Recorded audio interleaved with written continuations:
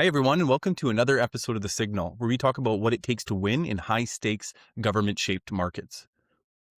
Last week, I saw a replay of a video of Sam Altman talking about the future of AI and watched how painfully he compared what it takes to build AI solutions to what it takes to actually raise a child over 20 years and for that child to become a productive unit in economics. It kind of speaks to the point of why people are a little bit hesitant to support AI, data centers, and all of the stuff that comes out of there. And it's incredibly tone deaf of founders to come out and push their tools that are absolutely helping so many people, but at the same time giving this impression that it's something that's better than a human. I want to share with you today a little bit of my experience of using AI to provide real value in real industries that see a lot of benefits from using it.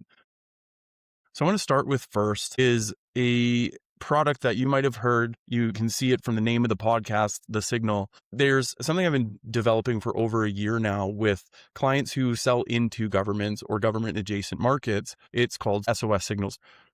But what's interesting about Signals is that it didn't start out as a product. It started out as a thought exercise. I wanted to write a book. The book was going to be called Novenders, which is probably why you're hearing this, because you're subscribed to either my LinkedIn or my newsletter on Substack, or even to a YouTube channel or whatnot. But the whole principle behind it, the reason why I took this on is because I looked back on my 20-year career and I realized how many government contracts that I helped clients get.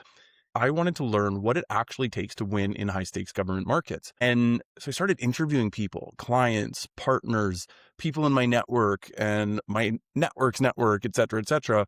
And I punted through like a couple dozen interviews. And what was interesting is the same problem kept coming up.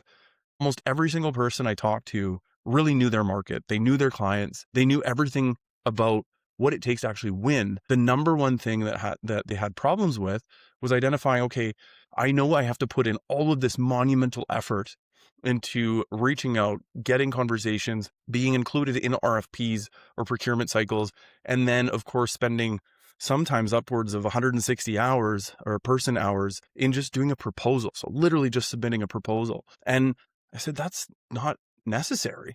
I've worked in these markets. I know there's technology solutions. And even if you just take back before AI even existed, there were automated programs that I knew implemented with my teams and taught people how to use that could easily cover a lot of the issues that they were facing. But the interesting thing is I discovered one key thing that AI tools, so typical models that ChatGPT, Claude, Gemini, and then a bunch of other ones that you may or may not, they're not necessarily household names, but people know about them. But I learned that through using a variety of different tools, using the processes I've already taught to people, like literally hundreds, thousands of people, taught them how to do this.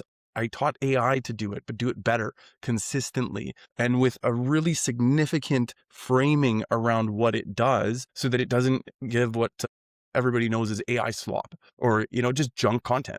And you wouldn't believe how hard it was to actually go through the process and try to trust it at first, because I'm sure you've seen it.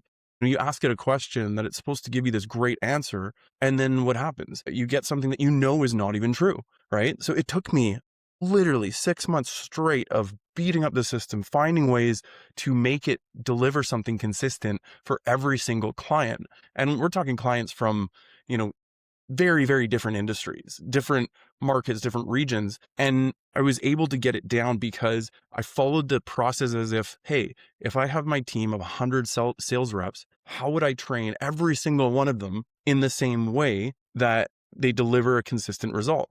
Now with humans, just like AI, not everybody's the same. You can train them the same thing, same time, same conversation that you're having with them. And the output would be different. But as a collective, all of my students saw at least, 20, 50, sometimes 100% lift on what they were doing, just following these principles. So I aligned that same thing into AI, and I built programs within programs to teach the programs to deliver a consistent result. And I tested it across several different models, the three I mentioned, a couple more. And over again, I kept testing these models. And eventually it actually just worked. Eventually, I was getting consistent results every time. I was delivering weekly things for clients all the time. And that led me to thinking, okay, what else can we do? How else could we apply this to something else? Well, then we're looking at a voice onboarding agent. So talking with one of my colleagues and clients, he was having issues with turnover in his commercial company. And the biggest challenge in turnover typically is his company was growing. So as you know, I deal with a lot of companies that grow and they grow fast and sometimes things fall through.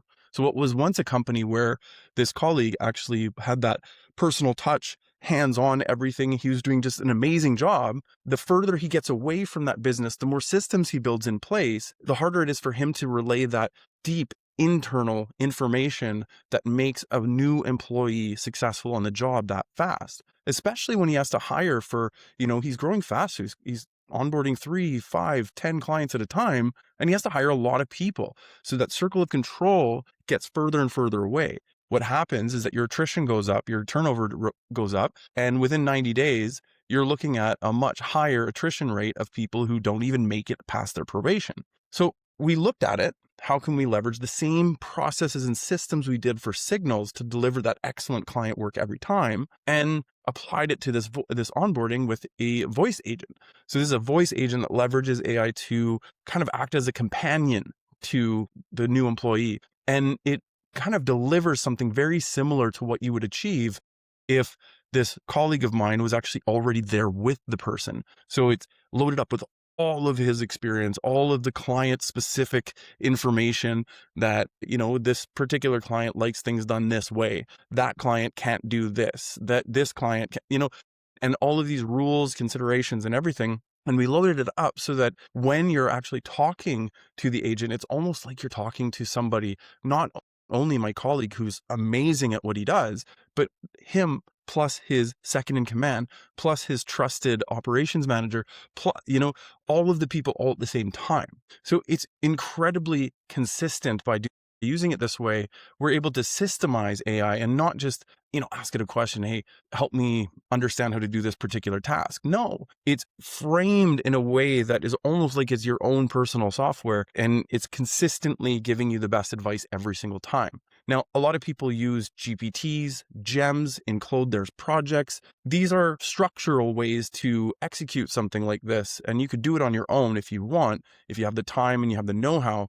But the challenge really there is, are you telling it the right things? Are you giving it the right frameworks that don't get forgotten because of some challenges with the AI? The third thing where we've kind of applied this tool. So what's interesting about running signals is that I'm constantly thinking about opportunities that are out there in the market. I'm taking my lived experiences and seeing how I can apply what we do at Outbound SOS in order to kind of make the world better. So one example would be, I've told you in a previous episode about my girlfriend's broken toe, and sitting in the hospital waiting room, I use signals on my phone to identify, okay, this is ridiculous. We're waiting 5 hours for an appointment.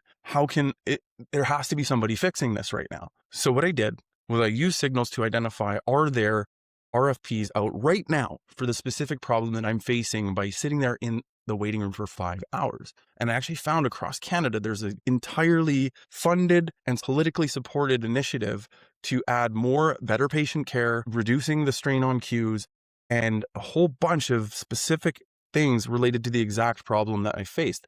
The challenge that was there was a gap between the need and the RFPs that are out and the submissions. There are very few companies out there that are actually delivering solutions that actually solve the problem and can fit within the framework of a government body. Okay. And the whole procurement cycle. So we applied the systems principle, augmenting AI, and we started building tools that could live on top of the existing systems and, go out there and actually solve the problems. Now, that one is in a really early stages. We have not applied it yet to the front customer, but we're already in the process of building and getting pilot sponsorships for that one. So it's really cool that these are 3 different industries with 3 very different problems, but they have the same kind of solution. Once you put it all together, you're seeing that when you use AI in a very controlled, consistent, and operationally sound environment, you can make it do some incredible things that aren't possible by one person or even a small team, no matter how talented, connected, or savvy that they are. It is such a powerful tool. When harnessed correctly, you can literally move mountains. In fact, one of my advisors and one of the people I interviewed for the book, he said to me, even before the other two projects, and I was just working on Signals, he says to me, Jeff, it's possible that you could be a solo billion-dollar company.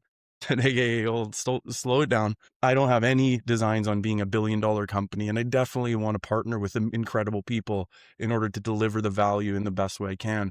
But the sentiment is that you can do so much more with technology if you know how to harness it properly.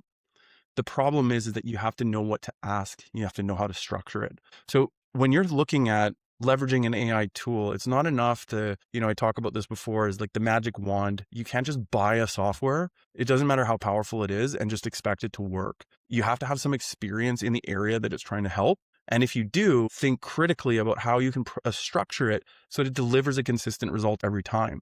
So I want to back this up for a second before I end today.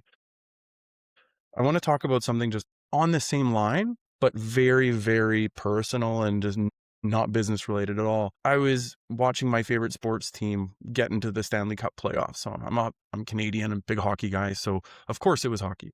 Anyways, I'm asking it some information about my coach, thinking, hey, is this coach up for a potential award at the end of the year for the best coach? And it proceeded to tell me, yes, there's information about him.